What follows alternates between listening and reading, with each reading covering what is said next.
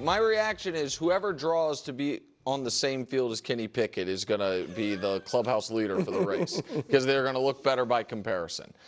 This to me, like, if you are the Browns, you really should only need to see the rookies. Flacco, you just have to, like, when Flacco checks into training camp and see him, you just have to make sure he hasn't, like, all of a sudden atrophied in the offseason. You know who Joe Flacco is. There's a good chance. Yeah, that's the thing. No, right. 40. So that's right. So that's, but he's not going to be better than he was the last couple years. And so you should know pretty quickly, is my point. Oh, did Flacco all of a sudden age? You know about the decision making. Exactly right.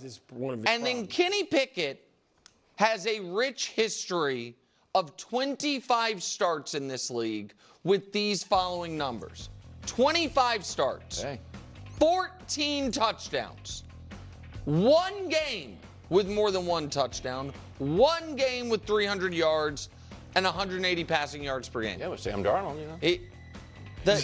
No, but honestly, that wasn't the Darnold thing. The Darnold wasn't that the ceiling only goes to floor 2. It was that the basement drops to the center of the earth and he sees ghosts and those things.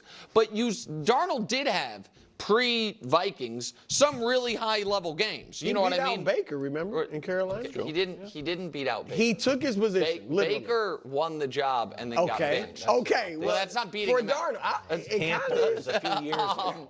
But so I just, my point is, like, I know some of the reporting is Pickett's the clubhouse leader. That's jaw-dropping to me. And I think it should be Flacco's going to be our quarterback, and we're going to figure out which of the rookies can be his backup. Well, look, I know Wild's flag football experience has taught him the proper way to run camps. So he's killing these professionals with the Browns. I love it. How can you? If you don't have a quarterback, this is what it should be. I mean, I don't, whether you do it in 2 camps, however you do it. Remember, Coach Mangini said, look, the bottom line is the 3rd and 4th string guys just aren't going to get enough reps. You're not going to be able to see them enough to know even if they're good. Well, in this case, we're going to see them enough. Like, Flacco's 40, Pickett's bad, Gabriel is like a shot in the dark project, right? And Shedeur, we can say this, at least on paper, has the highest upside of the 4 of these guys. So I got to see what each of these guys can do. I'm glad for Shedeur, all of them, but I'm glad Shedeur looks like he's going to get a real shot. Because when Coach Mangini was like, 4th guy, you're not getting a lot of looks, I was like worried, okay, now he's really in trouble. But if he's going to get a real chance, that's all you can ask for. I've just never heard of this happening before. Well, I don't think we've ever had a team that has, first of all, most teams only have 3 quarterbacks. Right. Second of all, we've never had a team that has 4 quarterbacks, and there are varying opinions of all of them, but if it is, as Hubs would say, mid at best. Like, you have 4, for week 1 of next year, you have 4 bad options. Ooh, Nick Wright is calling Shedeur Sanders bad. Get him in the comment section. Listen, saying that you just, like, should already know the answer to who these quarterbacks are, you should only be the rookies or something. No, it doesn't really make sense, because we know these teams always like to pull flyers on various quarterbacks. And Kenny Pickett had legitimate success with the Philadelphia Eagles. He played great against the Dallas Cowboys. And that defense, I know that team, they weren't necessarily great, but that defense still, I mean, they slowed down a lot of teams and a lot of quarterbacks, even when they were hanging on by a thread. The Washington Commanders, the Tampa Bay Buccaneers, so it's not like it was like an easy walk in the park necessarily. And he played really well against the Washington Commanders, the team that went to the NFC Championship game, and he got thrown into that game, and he looked pretty good. I was going to say really good. I'm not going to say really good. He looked pretty good. And outside of, there was one play where Saquon Barkley took off and was able to get like a huge gain. I think it was one of those infamous like 60-yard runs. After that, he did nothing. Saquon Barkley was completely nullified in that game. He was averaging like 2 yards per carry or something. It completely fell off. and the way how the Commanders changed the defense, the way how they went about their defense completely changed. And so Kenny Pickett went in there and he played good enough to win that game. No question about it. He threw a perfect pass to Devontae to convert, I think it was third down, maybe fourth. But that was the game right there, and it went off the hands of Devontae. Devontae knew he should have caught it, and he said it was just one of those things. He catches that, wins the game. I mean, he would have taken over, and the game was in balance at that point. And so it didn't happen, obviously, but still, he held his own. He didn't collapse. It wasn't a disaster. It wasn't like, oh my gosh, what are we going to do here? So, and again, I'm not out here telling you that I think Kenny Pickett is going to have a Sam Darnold year with the Minnesota Vikings and do it with the Cleveland Browns. Like, that's not what I'm arguing here. But to just deny that in camp and in these practices and stuff like that Kenny Pickett's not going to be good enough to have people be like, hey, is there something here? Like, of course he will. That's why he's still in the league. That's why his team still want him. The Philadelphia Eagles know firsthand that their current quarterback can get injured. Okay? In 2 of the Super Bowl years with Jalen Hurts went down and missed multiple games. And the same Philadelphia Eagles franchise won a Super Bowl with a backup quarterback. They understand the importance of backup quarterbacks.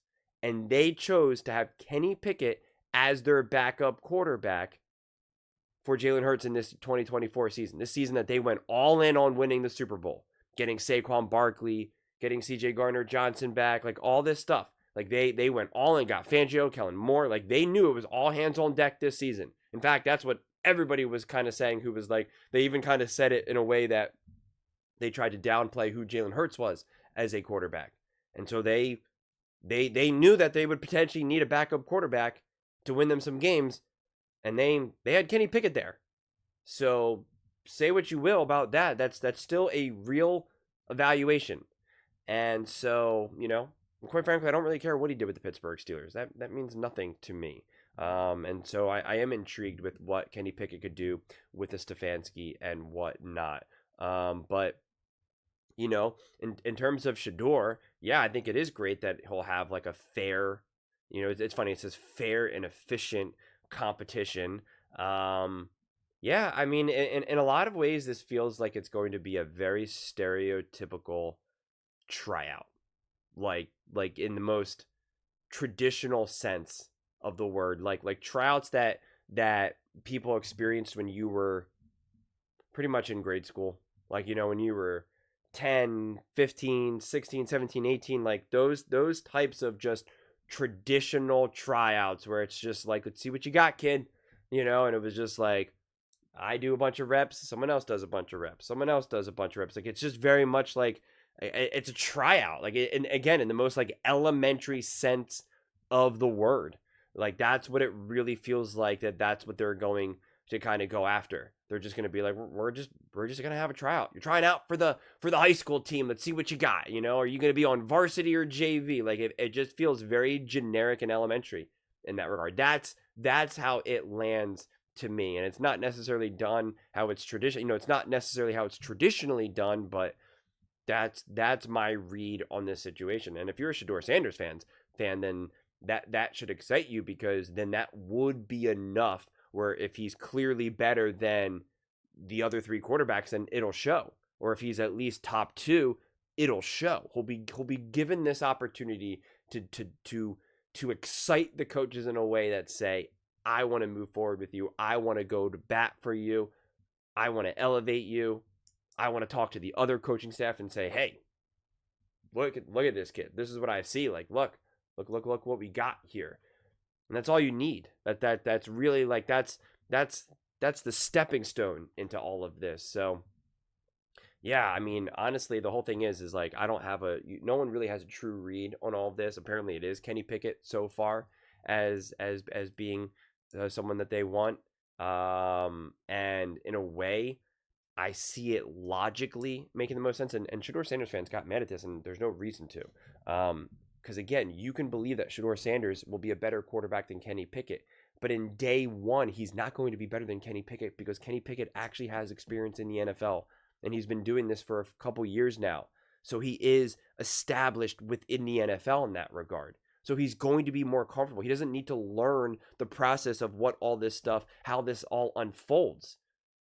Shedeur Sanders is. So by definition, Kenny Pickett has the head start. So of course, in the first month or so, or however long the timeline ends up being, Kenny Pickett will look like the better quarterback. That's just the way it's going to work. So it makes total sense that Kenny Pickett would be the front runner because he's not this just absolute trash quarterback. I'm not saying that he's this amazing, larger-than-life quarterback, but he's not trash, so he's going to succeed in these situations. Will he succeed in the games? No idea. Will he turn into a Pro Bowler? Probably not. But in May, in these types of workouts, in these types of practices, in this part of the preseason, yeah, he's going to be comfortable.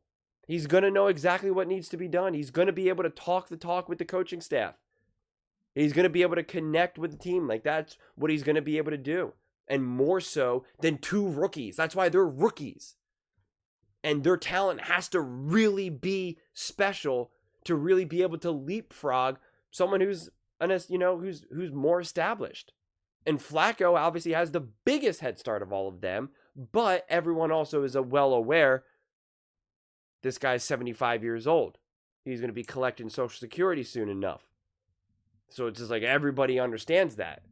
So it's just, you're going to look at Kenny Pickett probably through a slightly different lens where you're going to be like, is it possible that this quarterback could be the future of our team? Is it possible? You're not necessarily looking at that through the lens of Joe Flacco. But also at the end of the day, you have to figure out, what do the Cleveland Browns actually want? Their over-under is 4.5 wins. If they only win like 4 wins, they will probably have the number 1 pick in the draft. And it's supposed to be a great quarterback draft next year. That is what I heard more than not, that's ultimately what the Cleveland Browns want. So which what makes it a weird situation then to have all these quarterbacks if you're just gonna, I'm not gonna say you're not gonna try to win, but like it's a weird situation. There's no question about it. But again, the owner also wanted Shedeur Sanders more than anything, and this is why. Nobody's talking about Kenny Pickett and Joe Flacco if it wasn't in relation to Shedeur Sanders. They've talked about the Cleveland Browns now probably at least a minimum every 2 days or so. Definitely weekly. I probably did like 3 Cleveland Browns videos last offseason. I tried my best to do more videos, but they just didn't exist. I had to find the most like random clips ever. And now they're talking about them regularly. Like that's the pull. That's the celebrity of Shedeur Sanders. And that is what the Cleveland Browns ultimately want. You know, owners want their teams to be talked about. They want the media attention. They want the clicks. They want the views. They want the money. They want the jersey sales. They want that energy. They want that noise. It's Jerry Jones 101. You know, you want to make that money. And, you know, it's up to Shedeur Sanders to prove to everyone that he's more than just a celebrity. That he's more than just, hey, I bring eyeballs to your team. I also bring wins. And he's given the opportunity, and it's going to be up to him. But those are just my thoughts. I'd absolutely love to hear yours. What do you guys all think about Shedeur Sanders? You know, and I guess the Cleveland Browns quarterback room as a whole, how this is kind of unfolding, some of the things that you're hearing. Let me know in the comments below. I read every single comment, so whether you agree with me or disagree with me, either way, let's get in some discussions, let's get in some fights, but ultimately, let's just have some fun. And please do consider subscribing. We're building an amazing community here, and absolutely love to see you part of it. I want to build something that we all genuinely feel connected to, something that we're really excited to be part of. I think we're on our way to doing it. And please don't forget to give this video a thumbs up, as it really does help the visibility and the algorithm. Thank you so much. See you next time.